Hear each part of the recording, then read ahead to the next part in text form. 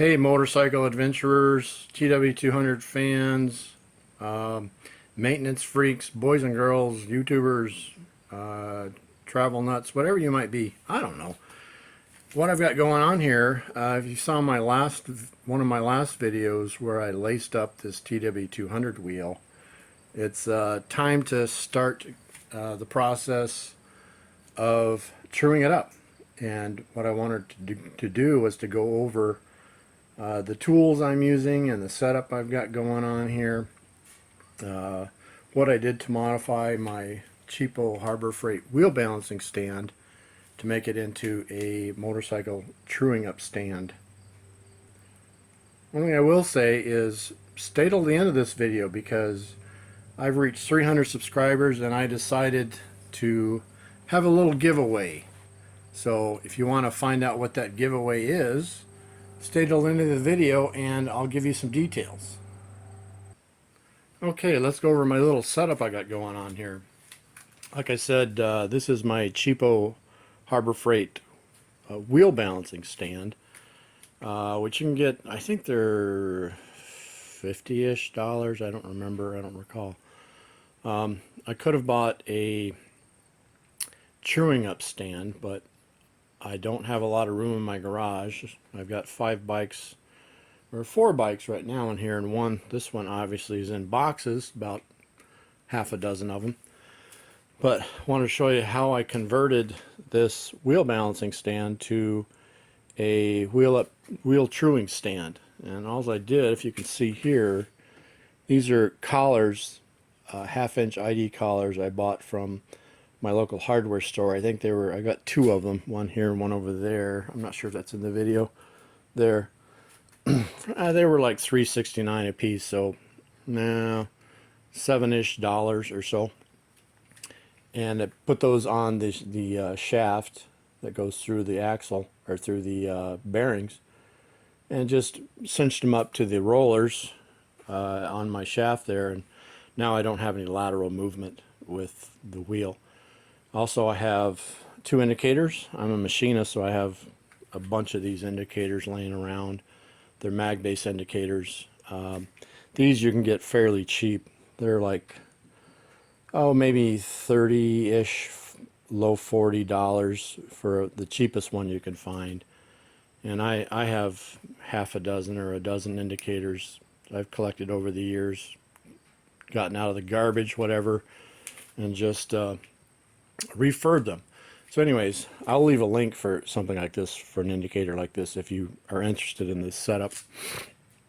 And the reason I have that set up is I just didn't want to do the pointer method. I don't know if you've seen the pointer method where it has pointers so you can see the radio run out and the hop. I wanted something a little more accurate. I'm just used to using indicators, so it's my comfort zone, let's say. Anyways, the tolerance on the TW200 wheel I think is somewhat unrealistic for what it is, especially if you're dealing with an old beat up rim like mine. The hop, which would be here, the hop up and down, is half a millimeter or 20 thousandths. The radial is 1 millimeter or 40 thousandths. So I'll just show you where I'm at. The spokes are not tight, but I'll show you where I'm at. Just find my low spot here real quick. This rim is pretty beat up, so there's my supposed low spot. I'll zero that out. Can we see that in the camera? Is that focused? I don't know. I don't know if it will. So there's 0, and we've got 10. There's half a millimeter right there. And I've got some funky spots in my rim, so that's a millimeter there for the hop. For the radial, let's find our low spot on the radial, which would be here. Let's see if we can't focus in on that indicator. Let's find our low spot there. I pretty much got it right about there. So there's our tolerance right there, 1 millimeter, 40 thousandths. And we're about 65, almost, there's 70. So almost 2 millimeters. Okay. Zero that. Oh, look, it's 0, 0. What do you know? Okay, let's move on to some of the other tools I'm using. Okay, let's go over why I settled on the Warp 9 spoke torque wrench. Like I said, I think I might have said there's 4 brands out there. There's Warp 9, Tusk, OTC, and Excel. The OTC and Excel, I wasn't sure about them. I couldn't really find any good information on YouTube or anywhere else, reviews, that kind of thing. And Warp 9 is a really good brand. So the reason why I chose the Warp 9 over the Tusk was because with the Tusk you have to really source out what heads you need. And this basic kit from Warp 9 came with the heads I'm going to need for the TW200, which would be 5.8. Can we see that? Can we see that? 5. Come on. Come on, camera, focus. 5.8 right there. And the Tusk brand, you have to really source it out. I don't even know if they make a head for that size. And with the Warp 9, they have additional heads for $8 each.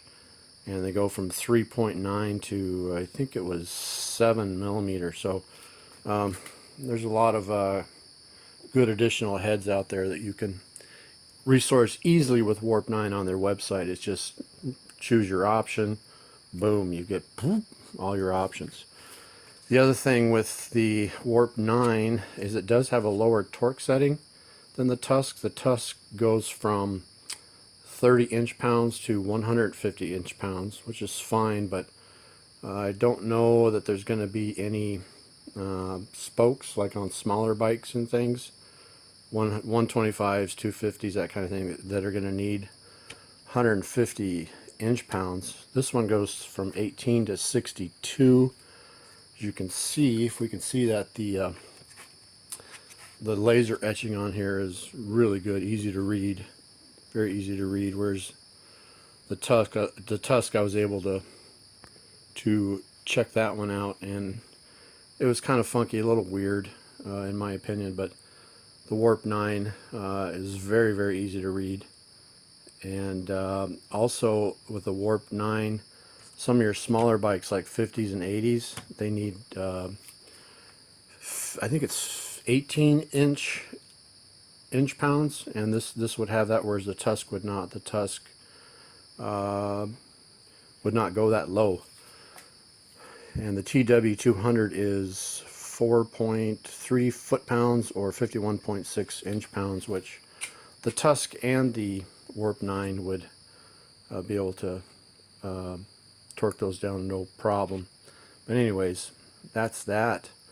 Another little tip, little tool you might want to get is a dial caliper, like so. You can get these pretty cheap, just for measuring spokes, measuring different things. I use it a lot for woodworking.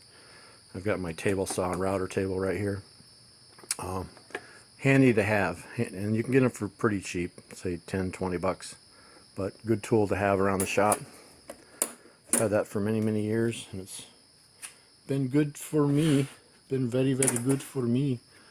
So that's the Warp 9. We'll see how it goes. Oh, also the Warp 9, it comes with a spoke wrench along with the spoke torque wrench. So you also get this spoke wrench, which the Tusk does not include.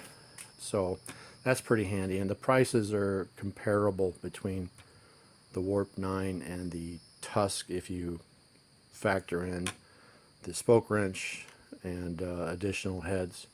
So hope that was helpful. Let's get to some other stuff. Okay, I also did, just out of curiosity, because they were fairly inexpensive, I bought a Moose. You see that? I bought a Moose spoke wrench, which is okay. The only thing I don't like about it is it does not have a case. It has the correct sizes, if you can see, 5.4, 5.6, 5.8, 6, 1, 2, 4, 5, 8, 9. All the popular sizes, I suppose. So this is fine. I have used it just to check it out, but it does not come with a case. And it's Moose moose spoke kit, moose spoke wrench kit. Which, like I said, does not come with a case. This is about 30 bucks at Dennis Kirk and maybe some other outlets. And got another one here, which is actually kind of cool. I like it. It's a little smaller than the moose, and it does come with a case. This is a cheapo Amazon spoke wrench. It comes in a couple colors, but it has a case. It's got this nice firm foam, and it has it's a like a no-name brand, but it has all the sizes you need, or I would need, like 5'2", 5'4", 5'8", 5'6", 5'8", 6', 6'2". Can you see that? I can barely see it. The etching's not on there is not very good. 6'1" and 6'6" it looks like. So that's the Amazon spoke wrench, and I'll leave a link for that too. Okay, I think that about covers my setup. Now to the fun part of the video. What I've decided to do, if you stay till the end, what I want you to do is to, in the comments section, write moose and winner. And what I'm going to do, however many folks I have comment on this video, I'm going to put all your names in a hat, whether that's 1 or 5 or 500. I'm going to put all your names in a hat. I'm going to draw a name out, and I'm going to give this spoke wrench away. What do you think about that? Just because I got 300 subscribers now. And I'm famous or something. No, I'm not. Nobody loves me. Anyways, so the big giveaway. That's a Moose spoke wrench kit. I'm not sponsored by Moose. I'm not sponsored by Dennis Kirk. I'm not sponsored by anybody. But if you want this, like I said, leave your comment in the comment section. Say, I don't know, spoke wrench winner, something like that. And I'll draw your names out of a hat. We'll select one, and we'll get in contact, and this will be all yours. What do you think about that? Good deal, huh? $30 value. At my expense, and I'll ship it for free. Okay, that's about it. I hope that was informative. I hope that maybe you like my setup, maybe you don't. Leave me a comment. Tell me what you think. Okay? Adios. Bye. Frostbite out.